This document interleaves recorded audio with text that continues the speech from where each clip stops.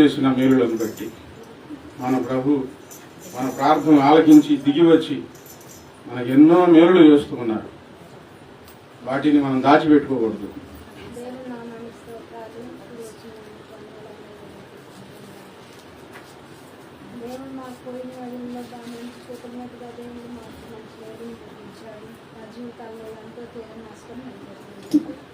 దేవుడు ప్రార్థించడానికి దాన్ని బాగు చేశాడు. అమ్మాయికి అంత అనారోగ్యంగా ఉంది. మనకి గర్భ సంచిలో ఉండాల్సిన పిల్లలు పక్కన ట్యూబ్లో వచ్చి అది తగ్గిపోయింది. తెలుసుకోలేదు. ఫస్ట్ హాస్పిటల్కి వెళ్తే మనకు తెలిసింది. వెంటనే అందరూ ఫోన్ చేసి వదిన ప్రార్థన చేయలేదు, అమ్మాయి అసలు బాగలేదండి. వెంటనే ప్రార్థనలో వచ్చింది. తన ప్రాణానికి ఏ హాని జరగకుండా దేవుడు మమ్మల్ని ముందుకు నడిపించాలని ఎంతమంది ప్రయాసపడి ప్రార్థన చేసింది. సంఘంలో ప్రతి ఒక్కరు మా గురించి ప్రార్థన చేస్తున్నారు. అందరికీ కృతజ్ఞతలు. దేవుడు మా జీవితంలో చేసిన మేలుని బట్టి స్తోత్రాలు చెల్లించుకుంటున్నాం. నేను ఇంకా దేవుడిలో ముందుకు సాగాలని మా అమ్మ వాళ్ళ కుటుంబం గురించి మా గురించి అందరూ ప్రార్థించండి. దేవునికి స్తోత్రం. ఇంకా ఎవరైనా సాక్ష్యం చెప్పేవాళ్ళు ఉంటే చెప్పండి, లేకపోతే ప్రార్థన చేసుకొని దేవుని వాక్యం ధ్యానం చేసుకున్నాం. ప్రార్థన. ప్రేమ కలిగిన తండ్రి, యేసయ్యా వందనాలు, స్తోత్రాలు. ఈరోజు మీరే మాకు అనుగ్రహించారు. మీ సర్వసత్యంలో మమ్మల్ని నడిపిస్తూ ఉన్నారు. చీకటిలో నుంచి, లోకంలో, పాపంలో, మురికిలో నుంచి మమ్మల్ని బయటికి తీసి సత్య మార్గంలో నడిపించుతున్నందుకు వేల కొలది స్తోత్రాలయ్యా.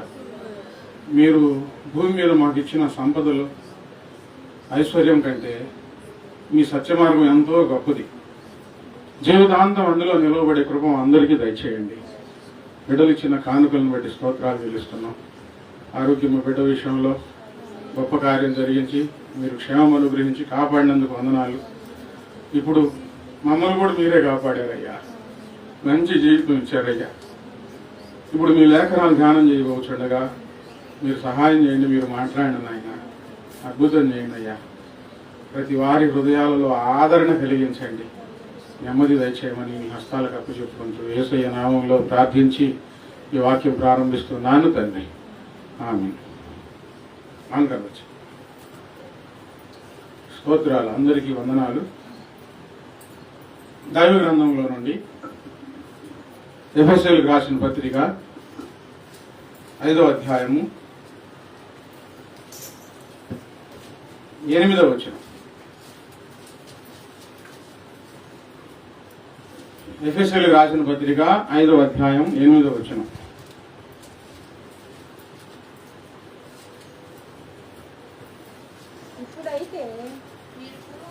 మీరు పూర్వమందు చీకటి అయి ఉంటిరి, ఇప్పుడైతే ప్రభువునందు వెలుగై ఉన్నారు. మీరు పూర్వమందు చీకటి అయి ఉంటిరి, ఇప్పుడైతే ప్రభువునందు వెలుగై ఉన్నారు. పూర్వమందు అంటే యేసు ప్రభు వారిని నమ్మక మునుపు, మారు మనసు పొందక మునుపు, బాప్తిసం తీసుకోక మునుపు చీకటి ఒప్పుకోవాల్సింది. ఇప్పుడైతే ప్రభువునందు వెలుగై ఉన్నారు. మన ఈ భూమి మీద ఈ జీవితంలో 2 రకాలైన జీవితం. ఒకటి చీకటి జీవితం, ప్రభువులో వెలుగుకరమైన జీవితం. గుర్తు చేస్తున్నారు, మీరు పూర్వమందు చీకటి అయి ఉన్నారు. ఎందుకు గుర్తు చేస్తున్నారు? దేవుని నమ్ముకున్న ఇప్పుడు మీ వెలుగుకరమైన జీవితానికి, చీకటి జీవితానికి వ్యత్యాసం మీకు తెలియాలి, తేడా తెలియాలి. మీకు తెలియాలి, ఇతరులకు కనిపించాలి. అందుకు గుర్తు చేస్తా ఉన్నారు. దేవుని నమ్ముతారు కానీ, ఆరాధన చేస్తూ ఉంటారు కానీ జీవితంలో వ్యత్యాసం కనిపించదు. దేనికి? దానికి స్పష్టంగా చక్కగా వాక్యంలో రాయబడిన మాట. తీతుకు రాసిన పత్రికలో 1వ అధ్యాయంలో 16వ వచనంలో, తీతుకు రాసిన పత్రిక 1వ అధ్యాయం 16వ వచనంలో, దేవుని ఎరుగుదుమని వారు చెప్పుకుందరు గాని అసహ్యులను అవిధేయులను ప్రతి సత్కార్యము విషయమై భ్రష్టులనై ఉండి తమ క్రియల వలన ఆయనను ఎరుగమన్నట్టున్నారు. దేవునిని ఆరాధిస్తూ దేవుడు అంటే మాకు తెలుసు అని చెప్పుకుంటూ బాహ్య ప్రపంచానికి అంతరంగంలో ఒక స్పష్టమైన వ్యత్యాసమైన జీవితం కనిపించని వారు. జీవితంలో వ్యత్యాసం లేదు, పాత జీవితానికి నూతనమైన జీవితానికి. దేవుని ఎరుగుదుమని వారు చెప్పుకుందరు గాని అసహ్యులు అవిధేయులు ప్రతి సత్కార్యం విషయమై భ్రష్టులునై ఉండి తమ క్రియల వలన ఆయనను ఎరుగము అన్నట్టున్నారు. పనులు ఏం చెప్తున్నాయి? మనం చేసే పనులు దేవుడు అంటే ఎవరో తెలియదు. నేను కొంచెం విడమర్చి చెప్తా ఉంటాను, అది కొంతమందికి కడుపులో గుండెల్లో మండుతూ ఉంది, వినేవారికి, ప్రార్థనకు వచ్చేవారికి కూడా. నేను ఒకసారి వాక్యం వేరే చోట వాక్యం చెప్తా ఉంటే అందరు తలకాయలు ఊపుతున్నారు, అవునయ్యా అంటున్నారు. ఇవాళ వాక్యం బాగా చెప్పాను, బాగా విన్నారు, మారు మనసు పొందుతారులే అనుకున్నా. దాని ప్రతిఫలం ఏమొచ్చిందో తెలుసా? ఆ పాస్టర్ గారు ఏంది బూతుల గురించి, వ్యభిచారం గురించి, సినిమాల గురించి చెప్తున్నాడు, అదే నా పాస్టర్ గారు చెప్పేది అనే మాట వచ్చింది. నేనేం ఆశించానంటే అందరు తలకాయలు ఊపారు కదా, అందరూ సంతోషపడ్డారు కదా, ఖచ్చితంగా మార్పు వచ్చింది అనుకుంటే మారలా. బాధ కలిగించిన విషయం ఏంటంటే బూతులు మాట్లాడొద్దని చెప్పకూడదంట, పాపం గురించి చెప్పకూడదంట. అసలు దేవునితో సంబంధం ఏంటి? మన జీవితం వ్యత్యాసం కనిపించాలి, చీకటిలో నుంచి వేరవ్వాలి, పాపపు పనులు మానుకోవాలి, నూతన జన్మ పొందాలి. నూతన జన్మ పొందిన ఈ జీవితంలో ప్రజలకు మనకు అర్థం అవ్వాలి నా జీవితం ఎంత మారిందని, ప్రజలకు కనిపించాలి. ఇది లేకపోతే ఈ విషయాలు, ఈ సంగతులు జరగకపోతే, పరివర్తన జరగకపోతే, దేవుడిని ఆరాధన చేస్తూ క్రియల వలన ఆయనను ఎరుగము అన్నట్టున్నారు. మన పనులు వీళ్ళకి దేవుడు అంటే తెలియదని స్పష్టంగా చూపిస్తున్నాయండి మన పనులు. పూర్వం మన పనులు ఏంటి? ఇప్పుడే వాక్యంలో చెప్పుకున్నాం, చీకటి. చెప్పండి ఏంటి? చీకటి పూర్వం. ఇప్పుడైతే ప్రభువునందు వెలుగై ఉన్నారు. సరే, చీకటి సంగతి, పాత పనుల గురించి అలా ఉంచండి. ఇప్పుడు ప్రభువులో వెలుగు. వెలుగు మనం ఎలాగ వెలుగు మయమయ్యాము, ప్రభు వెలుగుగా ఎలాగ మారాము చెప్పాలి.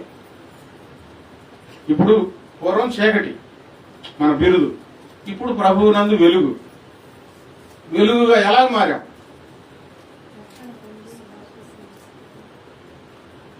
దేవుడు మన మనోనేత్రాలు వెలిగించాడు, మన దీపాన్ని వెలిగించాడు.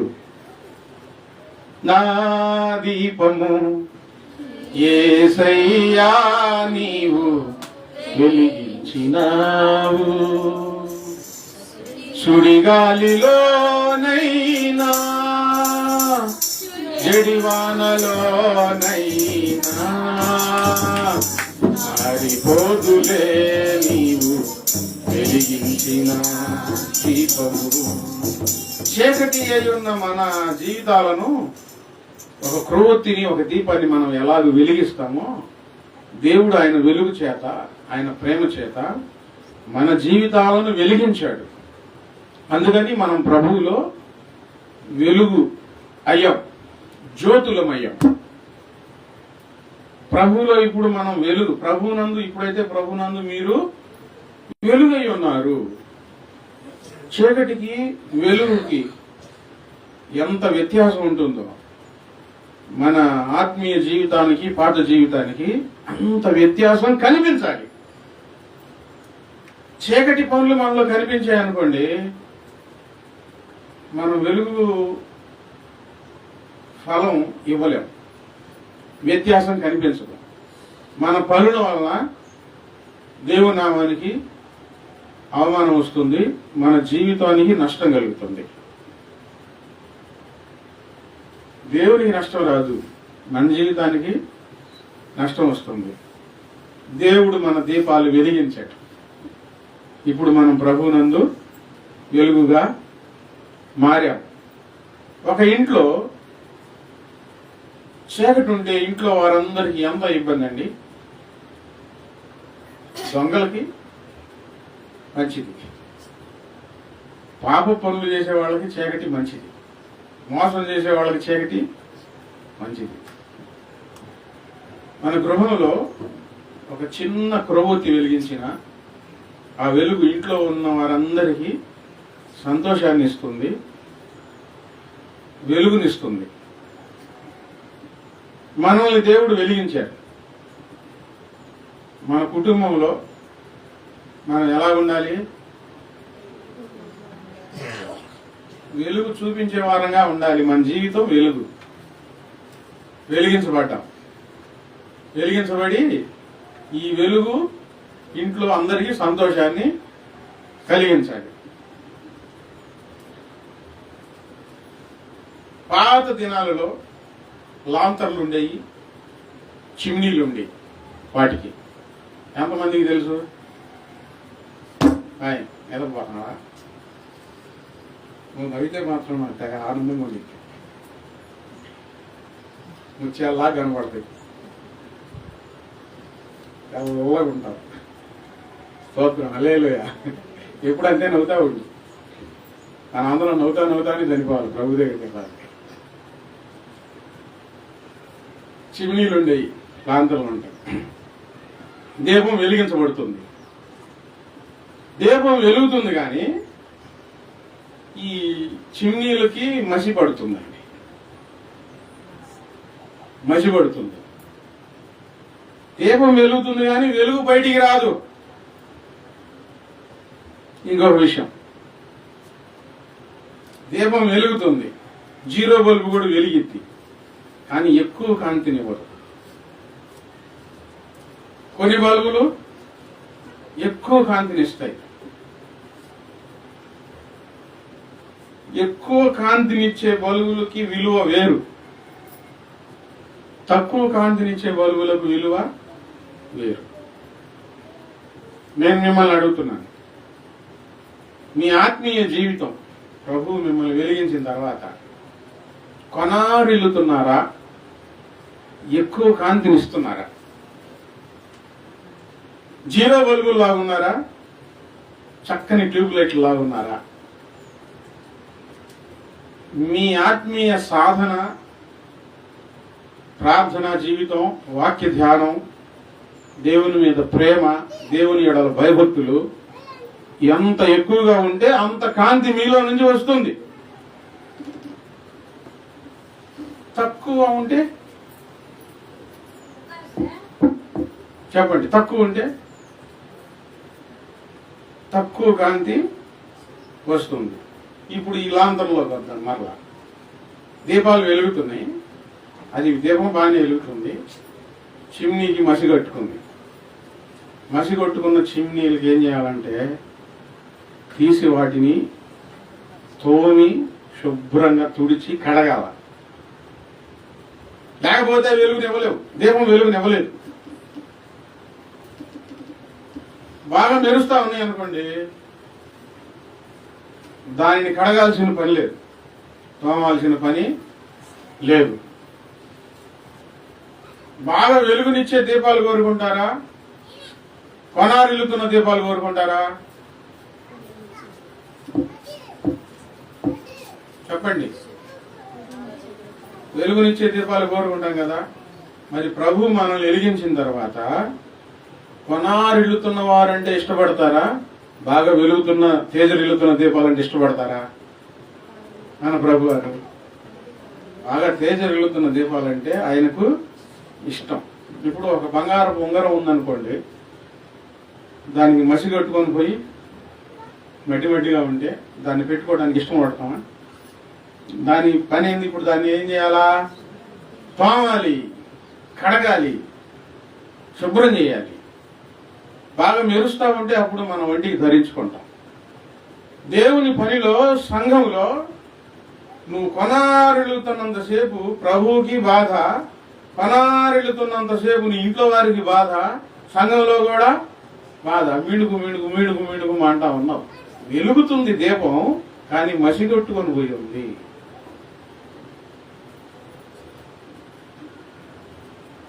బాగా వెలిగే దీపానికి గద్దింపులు అవసరం లేదు కదా, తోమే పని అవసరం లేదు కదా, అనే పని అవసరం లేదు కదా. అది వెలుగుతుంది, దాన్ని దగ్గరికి తీసుకుంటారు, వాడుకుంటారు. కొనారిల్లు దీపంతో తలకాయ నిప్పి దాన్ని శుభ్రం చేయాలా, గద్దించాలా, కర్ర తీసుకోవాలా, బుద్ధి చెప్పాలా. ఒకప్పుడు చీకటి జీవితం ఎంత బాధాకరమైందో ఇప్పుడు దేవుడు వెలిగించిన తర్వాత ఈ వెలుగు ఎంత నీవు కాంతివంతంగా మార్చుకుంటున్నావు. నీ వెలుగు ఎంత కాంతివంతంగా ఇతరులకు ఉపయోగపడుతుంది. బాగా ధ్యానం చేసుకొని దేవుడు వెలిగించిన ఈ దీపాలను తేజోమయంగా మార్చుకోవాలి. ఇప్పుడు మసిపడుతుందండి మన ఆత్మీయ జీవితాలకు. ఏ మసిపడుతుందంటే లోక సంబంధమైన విషయాలనే మసిపడుతుంది. ప్రభువుకు దగ్గరగా, సంఘ బిడ్డలతో దగ్గరగా, ప్రార్థనలు ఎక్కువగా, వాక్య ధ్యానంలో ఎక్కువగా ఉన్నంతసేపు ఏ మసి మనకు పట్టదు. నీవు లోక సంబంధమైన విషయాల మీద మనసు పెట్టి దేవుడు వెలిగించిన దీపాన్ని ఎంత తేజోమయంగా చేసుకోవాలో ఆలోచించకుండా నిర్లక్ష్యంగా ఉంటే నీ దీపం కొనారిల్లుతూ ఉంటుంది.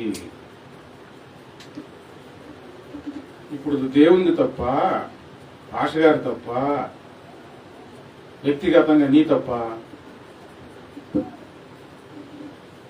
చెప్పండి, ఎవరు తప్పు?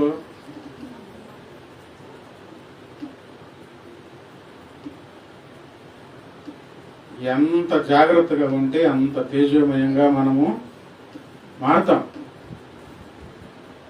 లోక సంబంధమైన విషయాల నుంచి వేరయ్యి నీ దీపాన్ని అనేకులకు కాంతినిచ్చే విధంగా చేయాలి. మత్తయి సువార్తలో యేసు ప్రభువు వారు దీపం గురించి మాట్లాడుతూ, మత్తయి సువార్త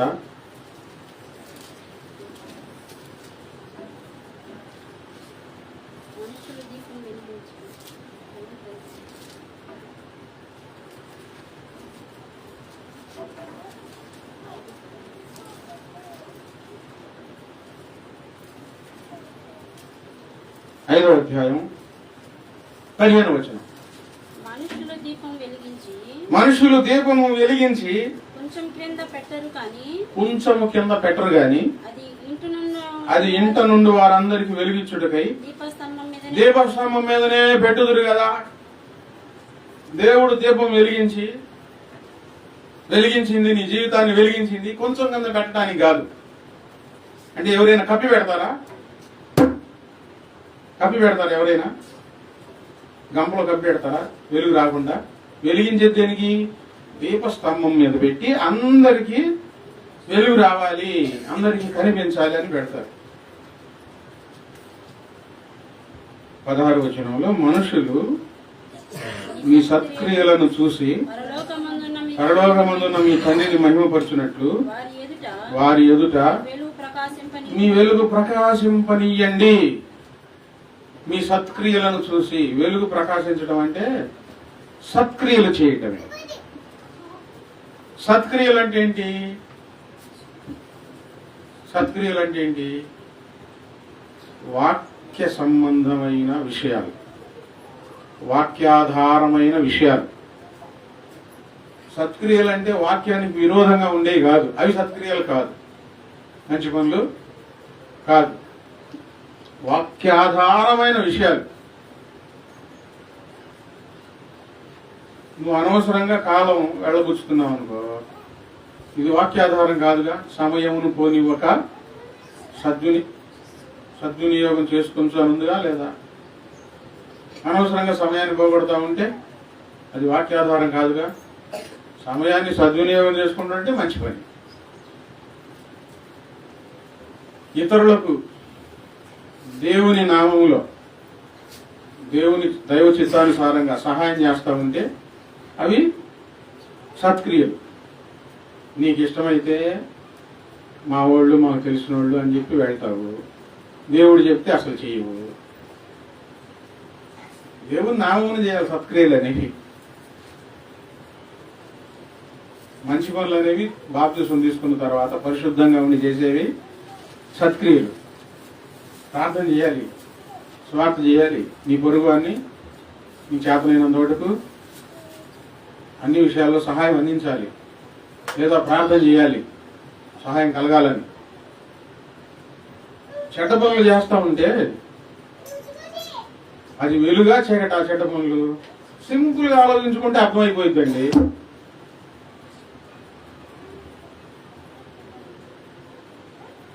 నీ స్నేహితులతో, నీ బంధువులతో అనవసరమైన విషయాలు మాట్లాడుతూ ఉంటే అవి సత్క్రియల? వెలుగా చీకట? అనవసరమైన విషయాలు చీకటి సంబంధమైనవే, ఉపయోగం లేవు. నా పిల్లల దగ్గర సహా దేవుని విషయాలే మాట్లాడేది, వేరే విషయాలు మాట్లాడినాం. స్నేహితుల దగ్గర దేవుని విషయాలే. అటు ఇటు తిప్పి దేవునిలోకి తీసుకొని వస్తాం. గుండెల్లో దేవుని ప్రేమ అగ్ని జ్వాల మండుతా ఉండాలే గాని నోరు విప్పి చెప్పకుండా ఉండలేము. దేవుని గురించి మాట్లాడతాం, వేరే విషయాలు రావు. చీకటి సంబంధులు లేనిపోయిన విషయాలు మాట్లాడుకుంటారు. ఇక నేను వివరించాల్సిన పని లేదు. అవసరమా? అన్నీ అవసరమా? మనకు అవసరం లేదు.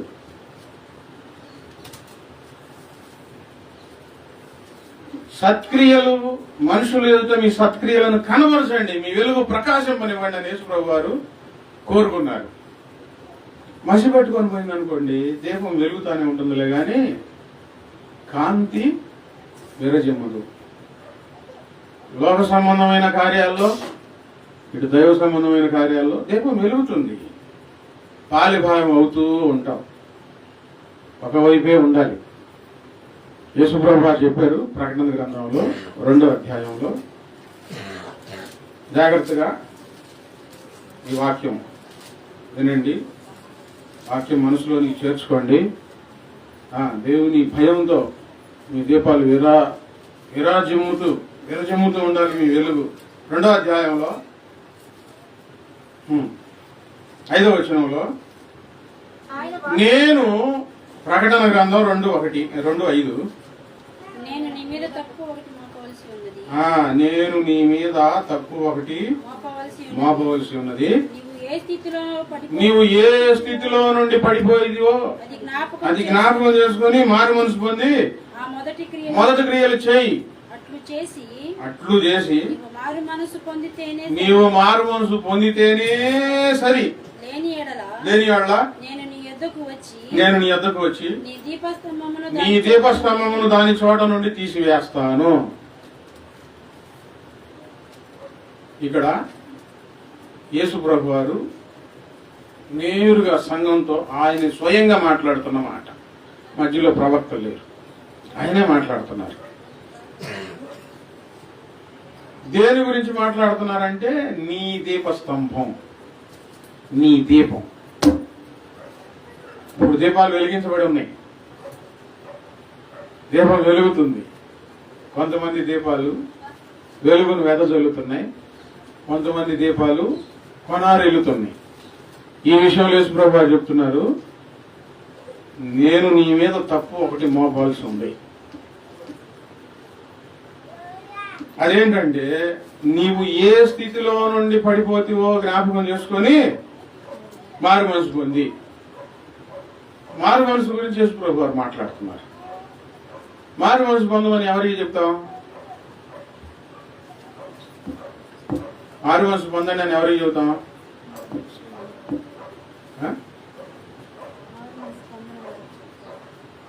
దేవుని నమ్మని వారికి చెబుతాం మారు మనసు పొందండి, రక్షణ పొందండి అని. ఇప్పుడు యేసుప్రభువు వారు ఎవరికి చెబుతున్నారు? బాప్తిసం తీసుకున్న వారికి చెబుతున్నారు మారు మనసు పొందమని. మారు మనసు పొందడం అంటే ఏంటి? చీకటి కార్యాలను, బలహీనతలను విడిచిపెట్టి దేవుని మనసు కలిగి జీవించడం. మరి బాప్తిసం తీసుకున్న వారు మారు మనసు పొందాలి. ఏం మారు మనసు పొందాలి? ఆయన అక్కడ చెప్తున్నారు, అట్లు చేసి మారు మనసు పొంది ఆ మొదటి క్రియలు చేయము, అట్లు చేసి మారు మనసు పొందితేనే. ఇప్పుడు ఎవరు మారు మనసు పొందాలి? నమ్మని వారు మారు మనసు పొందే సందర్భం అదొక, అది వేరు ఆ సందర్భం. బాప్తిసం తీసుకున్నవాడు మారు మనసు పొందాలి. 2వ వచనం నుంచి చదివితే ఏ మారు మనసు పొందాలో అని చెప్తా ఉన్నారు. నీ క్రియలను, నీ కష్టమును, నీ సహనమును నేను ఎరుగుదును. దేవుని కోసం కష్టపడుతూ ఉంటే, మంచి పనులు చేస్తూ ఉంటే, సహనం ఓర్పుతో ఉంటూ ఉంటే ఆయన చూస్తాడు, మెచ్చుకుంటాడు. ఈ సంఘం ఒక వ్యక్తి అని అనుకొని మాట్లాడతాం. బాప్తిసం తీసుకున్నారు, మొదటి వారి క్రియలు ఎలా ఉన్నాయి? మంచి కష్టం, బాగా సహనం. ఇంట్లో వాళ్ళు ఏమన్నా, బయట వాళ్ళు ఏమన్నా, పరిస్థితులు ఎట్లా మారిపోయి ఉన్నా ఎలా ఉంటున్నారు? సహనంతో. ప్రభు సహాయం చేస్తాడులే, చూసుకుంటాడులే, ప్రభు నాకు సహాయం చేస్తాడు, ఒక నమ్మకం.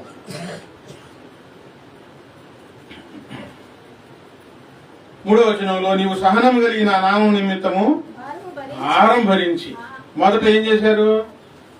కష్టపడ్డారు, ఓర్చుకున్నారు, సహనంతో ఉన్నారు, ఆసక్తితో ఉన్నారు, భారం భరించారు దేవుని కోసం. మన సంఘంలో కొద్దిమంది ఉన్నా దేవుని కోసం చాలా భారం భరించి ముందుకు వస్తా ఉంటే నాకు చాలా సంతోషంగా ఉందండి. నాకే సంతోషంగా ఉంటే దేవునికి ఎంత సంతోషం ఉంటుంది? నిందలు భరిస్తున్నారు, అవమానాలు భరిస్తున్నారు, భారం భరించి అలసిపోవట్లే. కొంతమంది ఉన్నారు అలసిపోతున్నారు, భారం భరించలేకపోతున్నారు, అమ్మో నా వల్ల కావట్లేదు అని అంటున్నారు, ముందుకు రావట్లేదు, దేవుల్లో నడవలేకపోతా ఉన్నారు. మన సంఘంలో భారం భరించి సహనంతో ఉండటం ఎంత గొప్ప విషయం. దేవునికి స్తోత్రం. హల్లెలూయా. నేను కాదు, ప్రభువే నేరుగా మీతో ఆ మాట చెబుతానండి.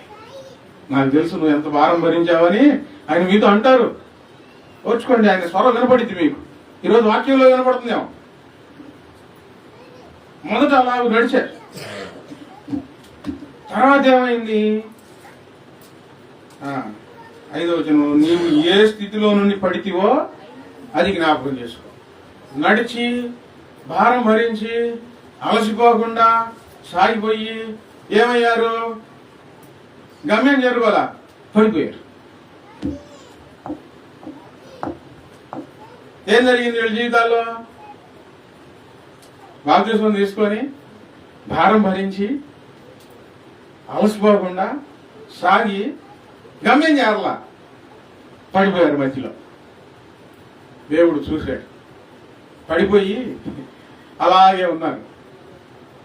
మొదటి ప్రేమ పోయింది, మొదటి ఆసక్తి పోయింది, మొదటి ప్రార్థనా జీవితం పోయింది, దీపం వెలుగుతుంది.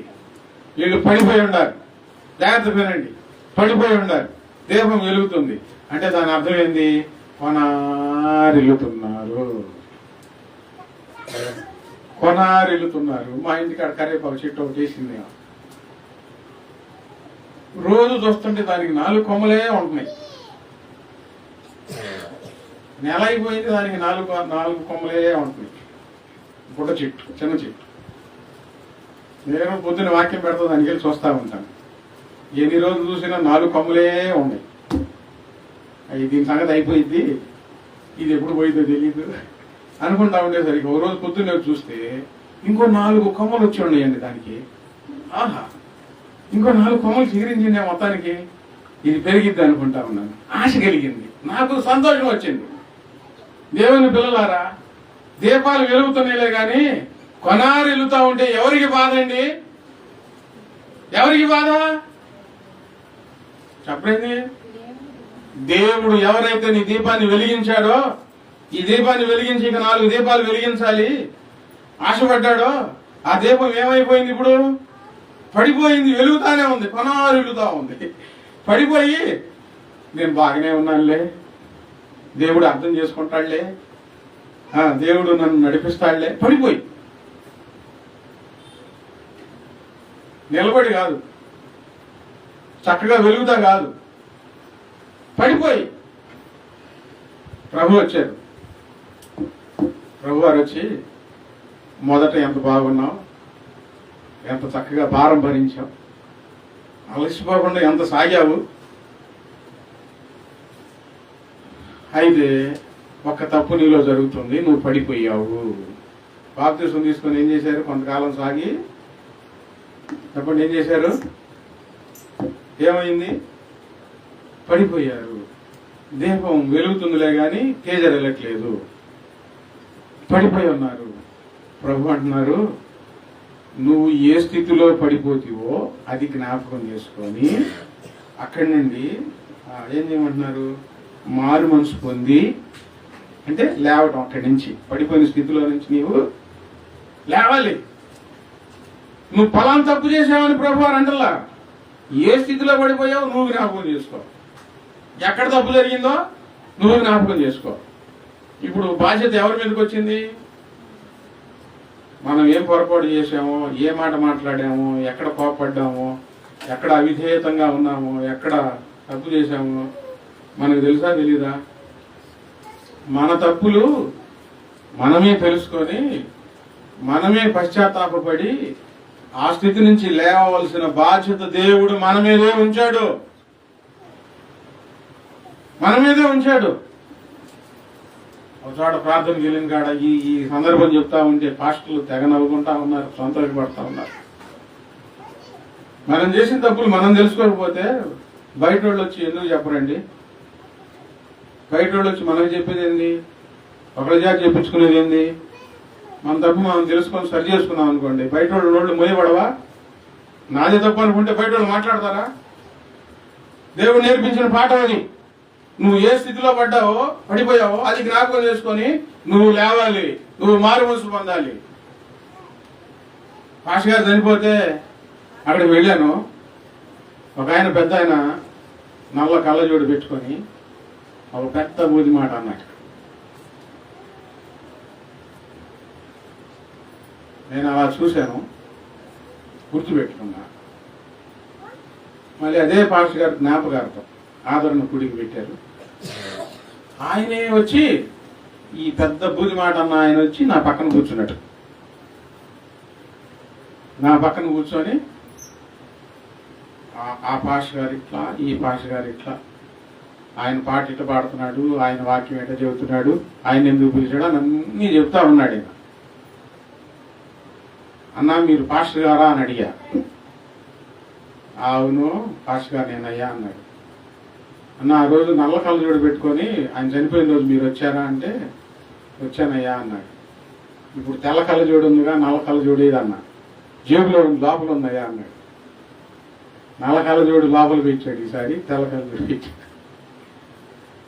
అన్నా మీరు ఇన్ని చెబుతున్నారు కదా, ఆ రోజు మీ నోట వినకూడని మాట వచ్చింది, అది రాకూడదు కదన్నా, ఎందుకు మాట్లాడారో తెలియదు అన్నా. నేనా? అయ్యా అదేందో చెప్పయ్యా, నేను సరి చేసుకుంటానయ్యా. అయ్యయ్యో అంత తప్పు చేశానా? చెప్పయ్యా అంటే, నువ్వు అన్నమాట నా నోటితో నేనే అడిగేది, నువ్వే జ్ఞాపకం చేసుకో అన్నా. మనం చేసిన తప్పులు ఎవరు జ్ఞాపకం చేసుకోవాలి? యేసుప్రభు వారు అక్కడ చెబుతుంది అదే, నీవు ఏ స్థితిలో పడిపోయావో నువ్వు అది జ్ఞాపకం చేసుకొని. అంటే ఇక నేను చెప్పనన్నా, నా నోటితో చెప్పే మాట కాదు, నేను కూడా అన్నాను అనుకో, నీలా నేను కూడా తప్పు చేసిన అవుతాను, నేను చెప్పనన్నా, నలుగురిలో అట్లా మాట్లాడకూడదు కదా అంటే, అయ్యా తమ్ముడా చెప్పయ్యా సరి చేసుకుంటానయ్యా, చెప్పయ్యా సరి చేసుకుంటానయ్యా మాట ఎవరి నోట వచ్చింది? దేవుని భయం కలిగిన వారి నోట వచ్చింది. కరెక్ట్ వెళ్ళి నాది అనుకుంటే వాళ్ళకి మనం ఎంత సేవుడికి చెప్పలేదు.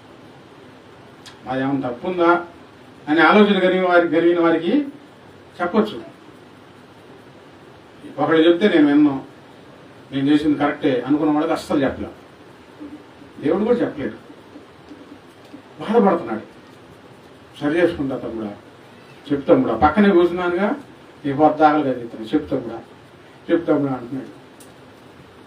అన్నా నేను చెప్పలేనన్నా, మీరే గుర్తు చేసుకోండి, అనరాని మాట వచ్చిందని అన్నా. మీలో ప్రార్థన అయిపోయింది, భోజనాలు కూర్చున్నాడు. మళ్ళీ భోజనాలు కూడా నా పక్కనే కూర్చున్నాడు. ఆయన నా పక్కనే కూర్చొని ముద్దు కడుగుతున్నాడు. తమ్ముడా చెబుతాముడా సరి చేసుకుంటానయ్యా అంటే, అన్న నేను చెప్పలేనన్నా, నువ్వే జ్ఞాపకం చేసుకో అన్నాడు. పేపర్ మీద రాయి తమ్ముడా అన్నాడు. అమ్మ బాబు అంత పెద్ద మాట పేపర్ మీద రాయాలంట. నేను అసలు రాయనన్నా, నువ్వే జ్ఞాపకం చేసుకో. దేవుని పిల్లలారా, మీరేం తప్పులు చేస్తున్నారో మీకై మీరు జ్ఞాపకం చేసుకొని దేవుడే చెప్తున్నాడు, ఒకళ్ళు చెప్పడం కాదు. నీ తప్పులేంటి నువ్వే సరి చేసుకో, నువ్వే జ్ఞాపకం చేసుకో. అయిపోయింది.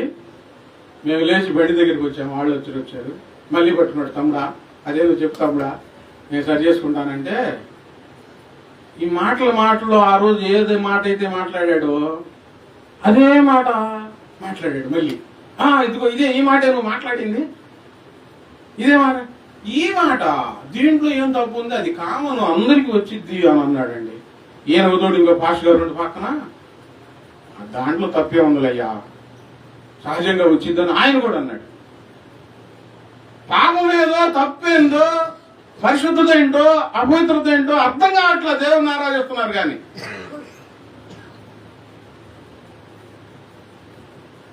మేము చేసేది తప్పు కాదని అనుకుంటున్నారు. ప్రభు గారు ఏమంటున్నారు, ఏ స్థితిలో ఆ తప్పు నిన్ను పడేసింది అదేదో నువ్వు జ్ఞాపకం చేసుకుని అది తప్పని నువ్వు గుర్తించాలి, అపవిత్రతని నువ్వు గుర్తించాలి. గుర్తించి ఇప్పుడు ఇక్కడ దేవుడు ఏం చేస్తున్నా అంటే, పడిపోయారు కదా, నువ్వు పడిపోయా పక్క తను దాన్ని ఫుట్బాల్ అన్నట్టు, నాకొద్దు పో అన్నాడా? నాకు అవసరం లేదని అన్నలా. మొదట మంచి ప్రార్థన ఉంది, మొదట మంచి ఆసక్తి ఉంది, మొదట మంచి సహనం ఉన్నావు. ఇప్పుడు నువ్వు ఏదో తప్పు చేసి పడిపోయావు. ఆ తప్పు జ్ఞాపకం చేసుకొని మారు మనసు పొంది మరలా మొదటి క్రియలు చెయ్యని అవకాశం ఇస్తున్నాడండి దేవుడు. కనికరా సంపన్నుడు అండి, ప్రేమ కలిగిన దేవుడు అండి. ఆ ప్రేమ ఆ కనికరం లేకపోతే యేసుప్రభు అని నమ్ముకున్నవాడు ఎంతమంది నరకానికి వెళ్ళేవాళ్ళు. ఆయన అవకాశం ఇస్తున్నాడు. తప్పు జరిగేటప్పుడు ఎవరికైనా బాధ కలిగొచ్చులే కానీ, చేసిన తప్పు సరి చేసుకోవడానికి అవకాశం ఇస్తే అవకాశాన్ని వినియోగించుకోకపోతే కఠినమైన శిక్ష, కఠినమైన కోపం వస్తుంది. దేవుడు ఇచ్చిన అవకాశాలు ఏం చేయాలి? నిర్లక్ష్యం చేయకూడదు. నాకు ఒక అవకాశం ఇచ్చాడు దేవుడు, నేను మార్చుకోవాలి నా పరిస్థితిని, ఈ బలహీనత నుంచి నేను బయటికి రావాలి అని పట్టుదలతో ప్రార్థన చేసుకొని జయించాలి. అన్నయ్య నాకు పిచ్చి పిచ్చి ఆలోచనలు వస్తున్నాయి, దేవుని దగ్గర ఇది రాకూడదు కదా అంటే రాకూడదు. మరి నాకు ఆలోచనలు వచ్చినప్పుడు నేను చేసిన ప్రార్థన దేవుని దగ్గరికి చేరదు కదా, అదే నా ఆలోచన అన్నయ్య అన్నాడు. ఎంత మంచిగా ఆలోచించుకున్నాడు. ప్రభువుకి స్తోత్రం అనుకున్నా. అలా పశ్చాత్తాపడటం మంచిదేగా. వాళ్ళ ఆవిడ అంటుంది, ఖాళీగా ఉన్నంతసేపు పొద్దాకలు ఫోన్లు పట్టుకొని చూసుకుంటా కూర్చుంటున్నాడు అన్నయ్య. అవి చూడొద్దంటే చూస్తున్నాడు. ఇప్పుడు పిచ్చి పిచ్చి అని చూస్తే మంచి ఆలోచనలు వస్తాయా చెడ్డ ఆలోచనలు వస్తాయా చెప్పండి? నా ముందు నా మాటలు మాట్లాడితే దొంగలు దొరకరా? నన్ను మెప్పియడం కోసం మాట్లాడాడు. వాళ్ళ ఆవిడ బయట పెట్టేసేసింది. ఏ తప్పులైనా అండి, దేవుడు నాకు ఇచ్చిన కృప. ఎవరు ఏం చేస్తున్నారు, ఏం మాట్లాడుతున్నారు, నా కృపనిచ్చి చక్కగా వివరంగా ఉన్నది ఉన్నట్టుగా తెలియజేస్తా ఉన్నాడు. మా గుండెల్లో దాచుకొని ప్రార్థన చేస్తున్నాను, ఈ పరిస్థితుల నుంచి వీడు బయటపడాలి ప్రభు అని. దేవుడు మాట్లాడిస్తున్నాడు. పిచ్చి పిచ్చి ఆలోచనలు వస్తున్నాయి, రాకూడదు కదా, దేవుని దగ్గర పరిశుద్ధంగా ఉండాలి కదా అని నా ముందు చెప్పిన మాట. మనం ఖాళీగా ఒంటరిగా ఉన్నప్పుడు ప్రభువా ఈ తలంపుల నుంచి, ఈ భయంకరమైన పరిస్థితుల నుంచి నన్ను విడిపించండి అయ్యా అని ప్రార్థన చేస్తే దేవుడు జయం ఇవ్వడా మనకు? మనం లేచి నడవమా? పడిపోయి దేవుడు దీపాలు వెలిగిస్తే మొదట బాగానే ఉంది, తర్వాత ఏమైపోయారు? పడిపోయి. దేవుడు వెలుగుతానే ఉంది, నుసిపెట్టుకొని పోయి ఉంది, పడిపోయి ఉన్నారు, లేచి నడవట్లేదు, వెలుగు తేజరెళ్ళడం లేదు. దేవుడు అవకాశం ఇచ్చాడు, నువ్వు లేచినాడు, పడిపోయావు. నీ వెలుగు కనిపించాలి. వెలుగు ఎప్పుడు కనిపిస్తుంది? సత్క్రియలు చేస్తే. చెడ్డ క్రియలు చేస్తే వెలుగు ఎందుకు కనిపించేది? ఆ చెడ్డ క్రియలు దేవుని ఎరుగము అన్న బిరుదం తీసుకొచ్చి పెడుతున్నాయి. దేవుడు అంటే వాళ్ళకి తెలియదు, వారి క్రియల వలన దేవుని ఎరగము అన్నట్టున్నారు. సాధన చేయాలండి. అబద్ధాలు మానుకోవడానికి నేను చాలా రోజులు సాధన చేశాను. ప్రభువా నా నోట అబద్ధం రాకూడదు, నిజం రావాలి అని చాలా రోజులు ప్రార్థన చేశా. దేవుడు నాకు జయం ఇచ్చాడు. రావట్లా. పిచ్చి పిచ్చి మాటలు, అపవిత్రమైన మాటలు నా నోట రాకూడదు ప్రభు అని చెప్పి నేను సాధన చేశాను. పవిత్రంగా ఉండాలయ్యా, నా చూపులు పవిత్రంగా ఉండాలయ్యా, నిర్మలంగా నేను ఎదుట కనబడాలి ప్రభు, డాగు మచ్చ నీకు కనబడకూడదు ప్రభు అని ప్రార్థన చేశాను. ప్రార్థన చేస్తే దేవుడు జయం ఇవ్వడా? నేను చూడాలి, పలానా బాటలో నడవాలి, ఆనందించాలి అన్న ఉద్దేశం కలిగిన వారు ప్రార్థన చేయరు, మాటలు చెబుతారు బయటికి. ప్రార్థన చేయకపోతే నీకు జయం ఎట్లా వస్తుంది? నీ తప్పేంటో నీకు ఎలా తెలుస్తుంది? పడిపోయిన స్థితిలో నుంచి లేచి మారు మనసు పొందని దేవుడు మాట్లాడుతూ ఉన్నాడు. బాప్తిజం తీసుకున్నావు కానీ నువ్వు మరలా బాప్తిజం తీసుకోవాల్సిన అవసరం లేదు, మారు మనసు పొందు. నువ్వు పాత క్రియలు నీలో ప్రవేశించి నీ చీకటి వచ్చింది నీలోనికి, నువ్వు పడిపోయావు, అది తెలుసుకొని జ్ఞాపకం చేసుకొని లేచి మారు మనసు పొంది మరలా మొదటి క్రియలు చెయ్యి. మొదటి క్రియలు చేస్తే ఏమవుతుంది? మరలా నీ వెలుగు తేజరిల్లుతుంది. దేవుని బిడ్డగా, ఆయన బిడ్డగా ఆయన నిన్ను పరిచయం చేస్తాడు. చీకటి నీలో ఉన్నంత కాలం నిన్ను పరిచయం చేయలేడు. నీ చేయి పట్టుకొని మరొకళ్ళ దగ్గర తీసుకొని వెళ్ళి నా గురించి చెప్పు, నా కోసం ప్రార్థన చేయని అని అందరూ. చీకటి ఉంది లోపల. మనల్ని మనం సరి చేసుకోవాలండి. దేవుడు వెలిగించిన దీపం జ్యోతిర్మయముగా మార్చబడాలి. మన పనులే వెలుగుగా కనిపించాలి. ఇప్పుడు ఫైనల్ వార్నింగ్, మొదటి క్రియలు చెయ్యి. ఏం చేయాలి? ఆసక్తి, దేవుని ప్రేమ, దేవుని క్షమాపణ, సహనం. విసుగుండకూడదు. విసుగొస్తుందంటే ఏమొచ్చింది నీలోనికి? కదిలితే విసుకు, ఇంట్లో వాళ్ళ మీద విసుకు, బయట వాళ్ళ మీద విసుకు. ఆ మొహమే చూడబుద్ధి కాదు. విసుక్కుంటా ఉంటే ఎవరైనా చూడబుద్ధి అవుతా? నవ్వుతా ఉంటే చూడబుద్ధి అయి. దేవుని క్రియలా? దేవుని పనులు అవి. మొదట ఎంత సహనం ఉంది నీలో, ఇప్పుడు విసుగెందుకు వచ్చింది? మొదటి క్రియలు చెయ్యి. లేని ఎడల ఇక్కడ వార్నింగ్, ఇంకా అవకాశం లేదు. నేను నీ యొద్దకు వచ్చి నీ దీపస్తంభమును దాని చోట నుండి తీసివేస్తాను. ఒక బల్బు పోతే కొత్త బల్బు పెట్టుకోవచ్చు. ఏదో ఒక విధంగా, లేకపోతే క్యాండిల్ తెచ్చి వెలిగించుకోవచ్చు. దేవుడు వెలిగించిన ఈ దీపం దేవుడు తీసివేస్తే మన జీవితాలను వెలిగించేవారు ఇంకా ఎవ్వరూ లేరండి. పోగొట్టుకోవద్దు. దేవుడు వెలిగించిన దీపాన్ని దీపస్తంభం మీద పెట్టు. భయం కింద పెట్టొద్దు, పిరిగితనం కింద పెట్టొద్దు, దురాశల కింద కప్పి పెట్టొద్దు, నాకులే అనుకోవద్దు. దీపస్తంభం మీద పెట్టు. నేను ప్రభువుని నమ్మాను, ఆయన రక్షకుడు, ఆయన నమ్మబట్టి నా జీవితం మారిపోయింది, ఒక నూతనత్వం వచ్చింది, ఇప్పుడు నేను మంచి పనులు చేయగలుగుతున్నాను. దీపస్తంభం మీద పెట్టు. మరుగున ఉండేవారు, కంప కింద ఉండేవారు ఎన్నాళ్ళు వెలుగుతారు? ఆరిపోతారు. లేదా దేవుడు వచ్చి దీపస్తంభాన్ని తీసివేస్తాడు. ఏరుకొని కోరుకొని దేవుడు ఈ దీపాలు వెలిగిస్తే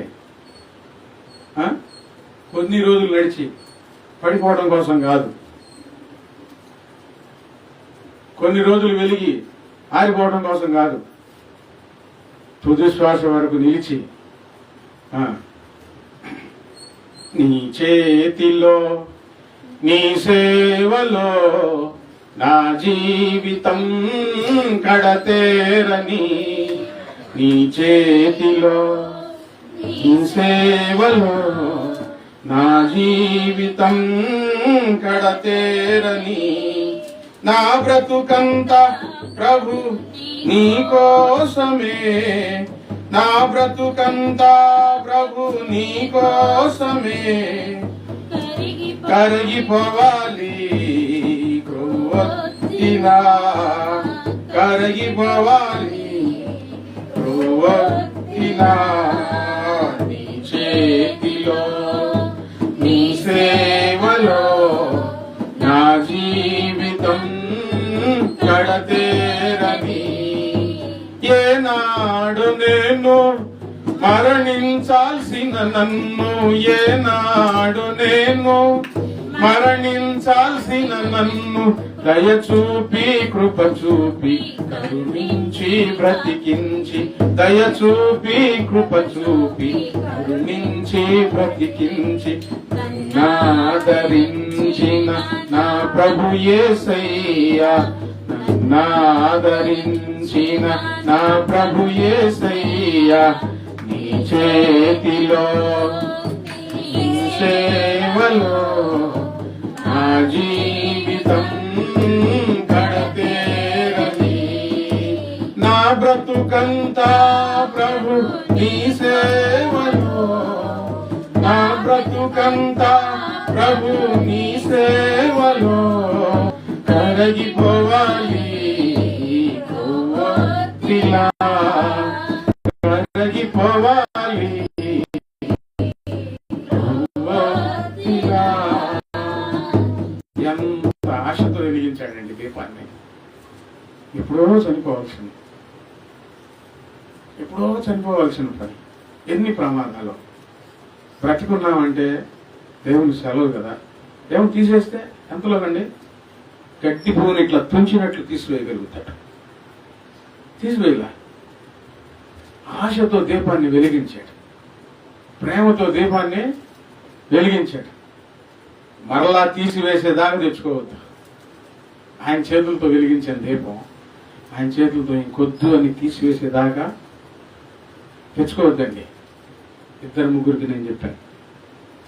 ఇట్లాగైతే బ్రతుకుతావు, ఇలాగైతే చనిపోతావు, నీ ఇష్టం అన్నాను. నా మాట వినలా.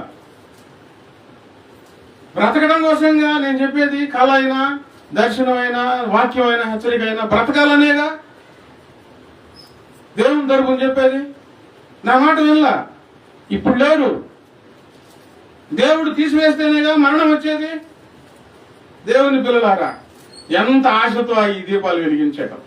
ఆయన కొంచెం కింద పెట్టడం కోసం కాదు, జీవన వ్యాపారంలో చిక్కుకోవడం కోసం కాదు, వెలిగి తేజరిల్లి ఇంకా ఇతరులను వెలిగించి. ఫిలిప్పీలకు రాసిన పత్రిక 2వ అధ్యాయం 14వ వచనం. మీరు మూర్ఖమైన వక్ర జనము మధ్య నిరపరాధులను నిష్కళంకులను అనింద్యులునైన దేవుని కుమారులగునట్లు సనుగులు సంశయములు మాని సమస్త కార్యాలను చేయండి. దేవుడు దీపాన్ని వెలిగించాడు. దేవుని నామం మహిమపరచబడాలంటే నిరపరాధులుగా నిష్కళంకంగా ఈ ప్రజల మధ్య ఉండి అనింద్యులైన దేవుని కుమారులుగా ఉండాలని సణుగులు సంశయాలు మీ దీపాన్ని ఆర్పివేస్తాయి. మాని సమస్త కార్యములను మొదటి క్రియలు చేయాలి. సమస్తమైన కార్యాలు నిందలేని వారంగా చేయాలి. అట్టి జనము మధ్య మీరు జీవవాక్యమును చేతబట్టుకుని లోకమందు జ్యోతుల వలె కనబడుచున్నారు.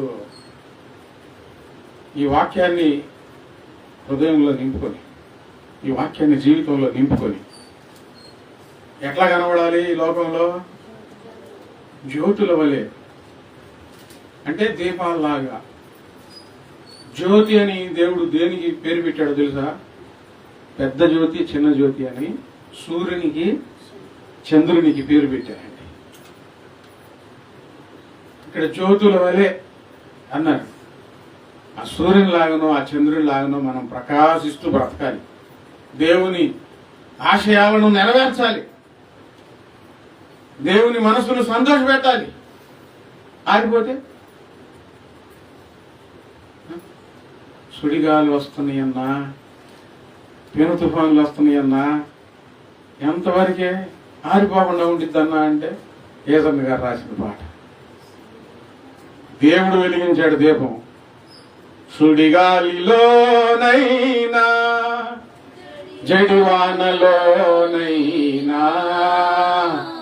ఆరిపోదులే నీవు, నీవు వెలిగించిన దీపము, నీవు వెలిగించిన దీపము, నా దీపము యేసయ్యా నీవు వెలిగించినావు. సుడిగాలిలోనైనా జడివానలోనైనా ఆరిపోదులే నీవు వెలిగించిన దీపము. దేవుని పిల్లలారా, ఒక్క దేవుడు చివరి క్షణాల్లో ఇలా పట్టుకొని ఇంకా రా నా దగ్గర ఉంది గాని అనే వరకు ఎన్ని సుడిగాలులైనా ఎన్ని పెను తుఫాన్లైనా ఈ దీపాలు ఆరిపోకూడదు. ఎన్ని కష్టాలైనా ఎన్ని శోధనలైనా ఏ దురాశలు సాతాను పెడుతూ ఉన్నా ఈ దీపాలు ఆరిపోకూడదు. ఆయన కోసం ప్రకాశించాలి.